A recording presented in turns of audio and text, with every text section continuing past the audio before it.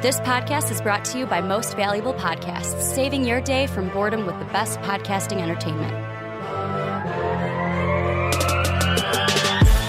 Hello and welcome to Superfans. This is our Chicago podcast where we talk all Chicago sports. It's basically a combination of bitching, whining, moaning, complaining about everything going on in Chicago. We do Bears, we do Bulls, we do Cubs, we do the windy, shitty Bulls every once in a while. We get a little bit of everything. We talk Bull in here for a little. We don't actually do topics about the Windy City Bulls. All right, fair. You got me there. But you know what? Today we've got a great episode for you because the Chicago Bulls have been struggling as of late, but there are a couple of hopeful pieces on that team. We're going to start things off with will Zach LaVine get traded? Then we're going to shift over to is Chris Dunn a good trade candidate for other teams, known for bringing that defense, pretty attractive skill out there. And then the final topic of the day, we'll be talking the Cubs potentially taking a run at Nolan Arenado. So, sitting across from me, I haven't introduced my guests because I'm a terrible host. I've got Ricky Widmer. What's up? And Sean Anderson. Hey there. So let's get into it, boys. Zach LaVine coming off the back of another phenomenal offensive showcase.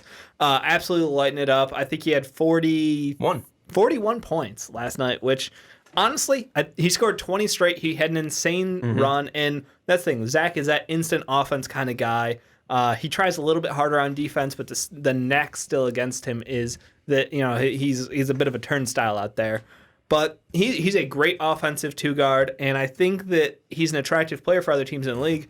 But is it a weird thing that we're already kind of pulling the trigger on this season, being like, will Zach get traded before the trade deadline happens this year? Well, I think the reason we're proposing this question is we're trying to figure out, because this team is, they're 5 games out from the playoffs, but they're also 5 games out from having the first pick. Yeah. So it's difficult to see where they're at. So I'm wondering, when they're coming to the trade deadline, I'm assuming they're going to explore all options because they don't have a clear direction. Yeah. And I think if you're able to get a very intriguing package for Zach LaVine, you can't turn it down at this point because I think you could possibly say that the rebuild has failed. I mean, right now you're looking at this. You're in year 3 of this rebuild, and you don't have a truly defined star. I know people are going to say, Zach LaVine is, he's an all-star.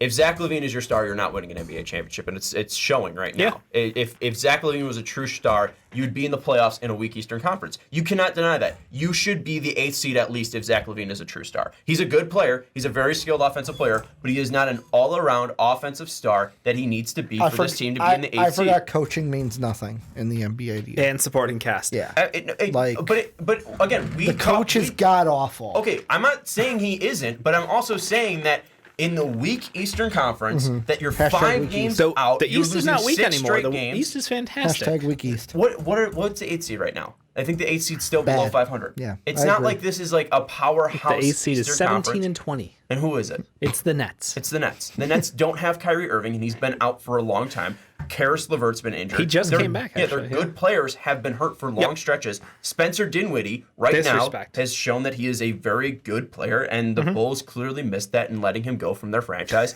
But I think that with the Bulls and with Zach LaVine, I'm not saying he's a bad player, but he's not the all-around offensive star that you need to truly be a playoff team. And it's not a knock on him, but it's just the showing that he's not a number 1 option for this team.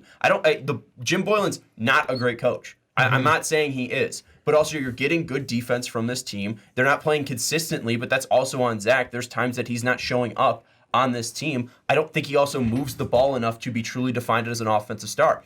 Also, you want to talk about the cast. Both of you said that this was a playoff team. Where's that cast? That cast all of a sudden is now bad after 39 games. Lauri Markkanen is still Lauri Markkanen, right? He's playing hurt. He's still shooting. You're 5 games out from most of the first pick. Yes. So you can't say we're 5 games out because you're 5 games out from being the worst team in the NBA. Too. We could go on a heater, though, and get the 8th seed. You also can lose 11 straight games and be in the cellar of the NBA. Chris Dunn has been playing better than you expected him to. Kobe White is exactly what you thought he was going to be. Wendell Carter just got hurt, and he played 38 straight games and was playing phenomenally. Lauri Markkanen has been exactly what Lauri Markkanen has been throughout his season. He started off a little bit cold, but he's been fine. Where is this talent not shown out? Otto Porter's hurt. Okay, but you knew that going into the season pretty much. No, we didn't. He was healthy iffy. day 1. 2 games. 2 games he played. He was healthy-ish. 2 games he played. All right, so I'll give you one Otto Porter. Yeah. Is Otto Porter that drastic that they'd be a playoff team? Yes, because we did not have another small forward on our roster. Okay, so Otto Porter's worth 5 wins, and they're a playoff team. I mean, this was think about how different we were last year. Beginning of the year last year to where after we got Otto Porter, we looked like a much better team. So, I mean, yes, was it a little bit of Bulls hubris coming in from Bulls fans? Yeah, but it's like we actually had something we felt like we could be excited for. Last year, we ended the year on a positive note. Yeah. We got Kobe White coming in. Wendell, if he can stay healthy, what can he do?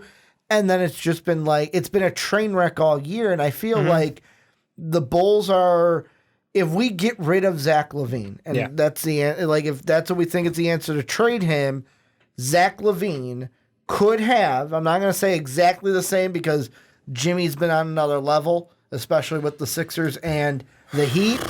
But I will tell you right now, if we trade Zach LaVine, he will be playing better for whatever other team he is on. Zach LaVine this season is making $19.5 million. He will be making $19.5 million for the next 2 seasons, completely locked up under contract. So through that 21-22 season, he's under contract. So attractive, price for someone who's able to have the offensive output that he is.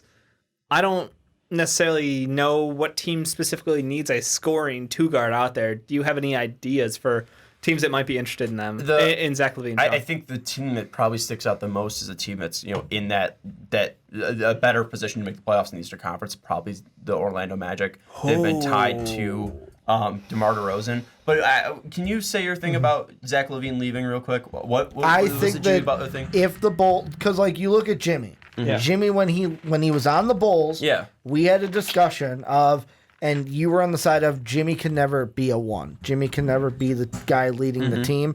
Jimmy, since leaving, has proved that wrong and has probably been better than what he was when he just recently left the Bulls. Jimmy Butler that we're seeing in Miami is like the Jimmy Butler that was like prime Jimmy Butler for us. In Minnesota, he was his best season still. I'm thinking more Sixers and his best about the T-Wolves. His best season still was the 2016-2017 season from the Bulls. We just had the all-decade. Statistically, we just had the all-decade draft. That was the Jimmy Butler was selected. That was the best Jimmy Butler that we have seen. Offensive rating, defensive rating, shooting-wise, that has been the best Jimmy Butler. I'm not saying that he's been a bad player, but in the 76ers, he took a back seat. He was still their number 1 option, and arguably he was probably their most valuable player. He was their most valuable player, but I don't know if he was their best player. I would still say Joel Embiid was their best player. Value-wise, I think Jimmy Butler was a necessary addition to that team. They still lost in the second round, so still, I don't know if he can be seen as a number 1 guy. How did they lose that series? Let me finish. Minnesota, you had Karl-Anthony Towns, Andrew Wiggins, Jimmy Butler. That team barely made the playoffs and lost in the first round. Still made the Miami playoffs. Heat, you have a great coach in Eric Spoelstra. You have a great supporting cast, and I think they're over-succeeding right now. I would like to see a full season from Jimmy Butler. Then you could probably make the argument that now he is a full, fleshed-out number 1 option if this persists. But still, I don't think you're going to see that type of jump because Jimmy Butler is a more all-around player offensively. He has a better mid-range game. He is a stronger driver. He is a probably worse shooter than Zach LaVine from the outside. Zach LaVine is a phenomenal shooter, but also Jimmy is more consistent. Jimmy consistently can put up 12 a quarter, where Zach LaVine might put up 20 straight and then go cold in the first quarter or fourth quarter. There are times that Zach LaVine is not involved in the offense because he is not a good enough passer. He is not good enough a ball handler, where Jimmy Butler is. And Jimmy Butler is miles above him when it comes to defense. And also mentality-wise, Jimmy Butler is probably the most ferocious player in the NBA. Would be easier if we had an offensive system, but we don't. So what offensive system is needed for this team? I don't think offensive system. What's wrong is you don't have a point guard. That is the issue. You don't have a guy to move the ball because Zach LaVine cannot do that. Zach LaVine is a guy that's scoring 32 points, barely gets an assist a game, or he just had 1 assist a game yesterday. Miles Turner out-assisted him. A center had 3 assists, where you have Zach LaVine with 1. Zach LaVine on the season is averaging 3.9 assists a game. Zach LaVine is a worse Devin Booker. I mean, yes. Devin Booker is a guy that is an all-around. He's finalized the argument. Yeah. He's an all-around offensive scorer. He's an all-around offensive weapon. He can move the ball. He's not a black hole of offense. Where Zach LaVine, it's either ride or die. This guy is going to carry our offense with 41 points, and we're still going to lose to the Indiana Pacers, who don't have Sabonis and don't have Malcolm Brogdon and don't have Victor Oladipo. Like, you can have a career night from Zach LaVine and 41 points. That should win you every single game or nearly every single game, and they were out of it because one play, Zach LaVine didn't box out TJ Warren. And then if you did that, that game might have flipped as well. But still, it's not on Zach LaVine. Zach LaVine was still their best player on the floor, and it showed that you can't even beat a banged-up Indiana Pacer team. Is it part of the coach? Absolutely. Is it part that they don't have a point guard? Absolutely. Is it all Zach LaVine's fault? I'm not saying that. But I am saying that Zach LaVine is not a number one option, and it shows because this team isn't in the playoffs in a bad Eastern Conference. The onus on this team, though, should be, and like you said, Zach LaVine's not the number one problem. I want to make that clear. The number one problem to me is it's a trickle-down effect. The front office is bad, the coach is bad, and how do you expect the players to be good? If the top down, if the head is sick, the body's going to be sick. Like, that's just how it works. And I don't think it's right for this team to say, let's trade Zach LaVine. The real issue should be, and I want to say, you did mention, like, you brought it in, and we were going to talk about the front office stuff because there were, what was it, Kaplan? David Kaplan said that there could be big changes in the front office. He has friends around the league, and he's hearing that there could be changes in the front office, yeah. But, like, how I look at it is I'm not going to believe it until I see it, because how long have we been fire Garpax billboards? How long have Bull fans been saying, like, Gar Forman needs to go, Paxson needs to go? Like, that's not going to change, and I'm going to hate it if we, yet again, move on from a player, because it's not the front office's problem, it's the player's problem. Right. That's not the problem with the Chicago Bulls. Well, the biggest problem with the Chicago Bulls. So, basically what we decided here. Dave's getting down the business. My legs going numb. I'll be honest with you, Sean. I don't know how you do that. I cut off circulation in my left leg, and I got all the tinglies. It's all on you. So what we've basically decided on is Zach LaVine, while good offensively, is not good enough to carry you to wins. What do you think? Do you think he is or isn't? I think you've made a very good point about the coach, the offensive system, the lack of true point guard. Like, all of these things are true. The problem is that doesn't get us to a point where the Bulls have a plan moving forward. We drafted someone who we thought would be a point guard of the future in Kobe White. Turns out he looks like a shooting guard of the future. Yeah, who said that? Sean might have said that in our pre-draft. No, but he's a combo guard. He was a combo guard because he played like one at North Carolina. And that's the thing, is you try to imagine how these guys are going to fit into an NBA offense, and Kobe White pulls out this unheralded confidence. And we saw it in college with him driving to the hole fearlessly and taking big shots when he needed to, but he was supported by such an excellent cast of veteran players at North Carolina last year, where he had someone like Cam Johnson. He had these great players. Luke May. Nasir Little. Again, he wasn't the guy who had to make it happen. He was a piece in the system. And I think in Chicago, basically, he touches the ball and he can do whatever he wants because we don't have an offensive system that works. So he's just like, hey, I can create for myself.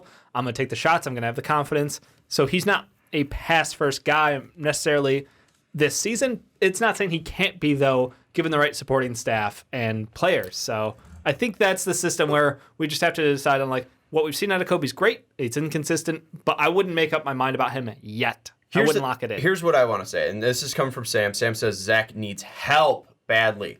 Yeah, I disagree with that because, I mean, obviously this team could be better. Yeah, without a doubt. I'm not saying that, and I'm not saying Jim Boylan's a good coach. Absolutely not. And again, I want to make sure that and clear that I'm saying Zach LaVine is not the number one issue. If there's a player that is the number one issue on this team, I still go back to Lauri Markkanen. If there was a player that I could single out and I had to single out, it would be Lauri Markkanen. But again, reasons why the Chicago Bulls are bad, the front office is clear and by far number one.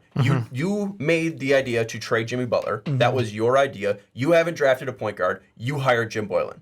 Jim Boylan would be second, and the players are well below that. I want to make that absolutely clear. I'm not saying the players are the reason why this team is bad, right? You guys thought that this team could be a playoff team because they are talented. I think with the right coach, they might have more wins. Absolutely. If they were fully healthy, they might have more wins. But I do truly think that you have to look at some of these players and say, what is their future here?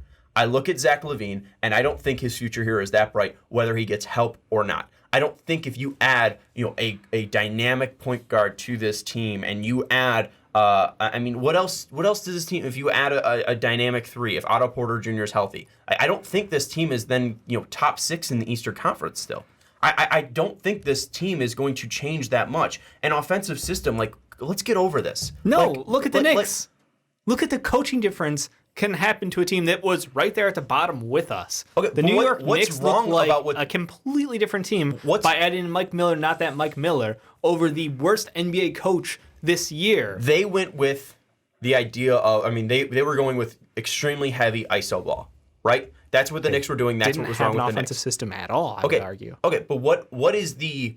I think there is somewhat of an offensive system here. The idea consistently coming up the floor is to create... The issue is I don't think the players are buying into the system. There isn't a lot of off-ball movement, and I think that just shows that Jim Boylen clearly gets frustrated when guys don't get into sets. We saw it last night. Yep. Start of the second quarter, 10 seconds in the shot clock, 13 seconds left in the shot clock. Jim Boylen calls a timeout because Chandler Hutchison didn't get into a set right away. That, I think, is just because the players aren't buying into the system. Again, that's why Jim Boylen's second on the totem pole of blame here. I just look at this, though, and I think there is the idea that we want to get screen set. We want to get guys coming off and either attacking straight down the middle in the lane. It's a fairly modern offense. We want guys attacking in the lane, and then we want dishing out and trying to get open shots around the perimeter. And that's why this Bulls team shoots so many damn threes. And I don't think this offensive system is bad. I just don't think you have the right players because Lauri Markkanen doesn't know how to set a screen. Daniel Gafford is now injured. Wendell Carter is the only player that could set a screen for this team. And you don't have that great of shooters out there that are good at least spot-up shooters. Kobe White's very good off the dribble, off the bounce. Kid's a killer coming up the floor, shooting threes. Zach LaVine, same way. Chris Dunn isn't that great of a three-point shooter, but he has been much improved this year. But teams are still getting him a ton of space. And outside of that, Markkanen is the guy, but even then, Markkanen isn't involved in the offense because he can't set a screen and he's not moving without the ball. And I think that has to be why Lauri Markkanen is one of my players to blame because I don't think he's buying into this offensive system, and I don't think he's motivated enough to become a player that can truly be a guy that causes damage night in and night out. That's why he didn't touch the ball for the first 6 minutes of the game last night, and then he finally touches it and he hits a three. I just think that the offensive system would be improved if they had a point guard. Because that immediately starts off all right, we're going to get a high screen, I'm going to attack, then we're going to get the ball moving around, and that hides the efficiencies of guys not buying in and guys not cutting without the ball. I think the idea is still there. You're trying to get open threes, you're trying to get shots at the bucket. That's the idea. It's a fairly modern offense. I don't think the lack of offensive system is there. I think there is a lack of execution because of player personnel and players not buying in. Ricky, you've been quiet for a while. Well, the thing I wanted to bring up was the trading. Because the whole thing was, should we trade Zach LaVine? And at the beginning, I said there were some tweets that I saw. I finally found the tweets that I saw last night. And they all originated from @BullScripted. And he sent out a tweet that said, some of y'all in my mention still trying to trade Zach for this imaginary two-way player that is as good as Zach offensively, but also as a lockdown, all-defensive NBA player. Jimmy Butler. Well, and this is the thing. I got a better one, he got a reply that said the number of Zach haters in Chicago. This is from Jeremy Mayer, is the guy's name. Mayer. I don't know how to pronounce it. It's Mayer, because it's Meyer. The number of Zach haters in Chicago blows my mind. Is he perfect? Not at all. But to your point, no one is trading us Kawhi or LeBron for Zach. That is the mythical player being described. Appreciate Zach for what he is and how hard he is working to be better for the future. And then the last one was Bill Scripted quoted that and said, bingo, you don't trade Zach without it being for a top 5-time player. That player isn't currently available and may not become available. For now, Zach is our only clear star level talent. He has the work ethic to continue to improve. So see what that turns into and build around him. I'm all I know you guys are giggling and cackling because it's of course, no one's going to trade Zach. Player. No one's going to do that. But I still look at this and I go, exactly. No one, Bulls fans, we have in our mindset that we want to trade Zach for a better player than Zach. But if we trade Zach, we're probably going to get a younger player that has the potential to be better than Zach, but we don't know, or is going to be a player not as good as what Zach is. Well, no, here, I want to go back to the original tweet from Bull Scripted.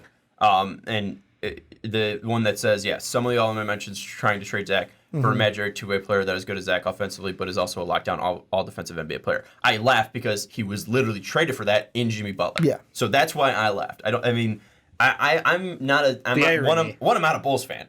But also, too, I don't see a ton of trade Zach LaVine things from Bulls fans. No. And I don't see a lot of Zach LaVine haters. I propose this trade topic because I think they're going to explore all options at the trade deadline. And I think you have to look at it because he is getting older, and he is going to probably be his most valuable to teams because of the control that he has for the amount of money that he has.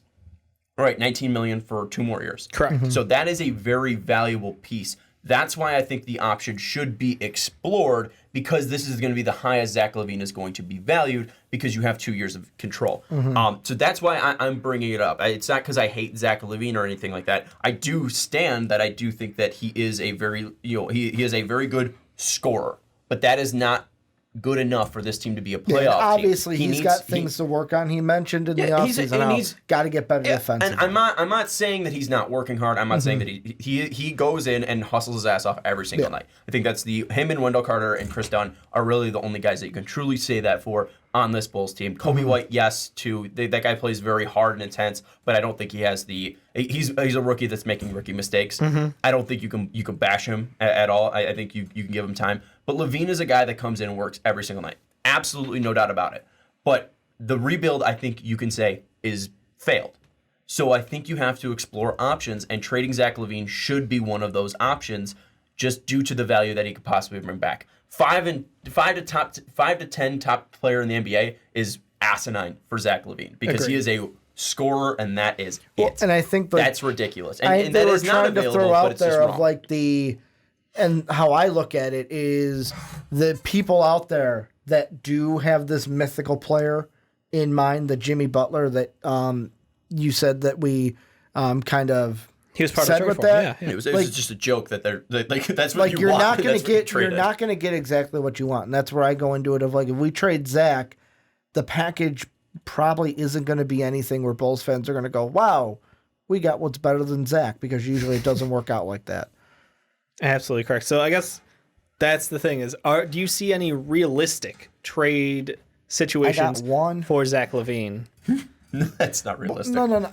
It's realistic. The team is realistic, and it's funny that you bring this team in, but the trade package is hilariously I think about the bad. Kings, because the Kings wanted to sign him originally, so why wouldn't they try to trade for him? Here's the tricky thing, though. Yeah. Like, if I'm the Bulls, the one thing I want is a true point guard. Yep. And they've got De'Aaron Fox. Would they want to move from that? That's its own debate. Just wait.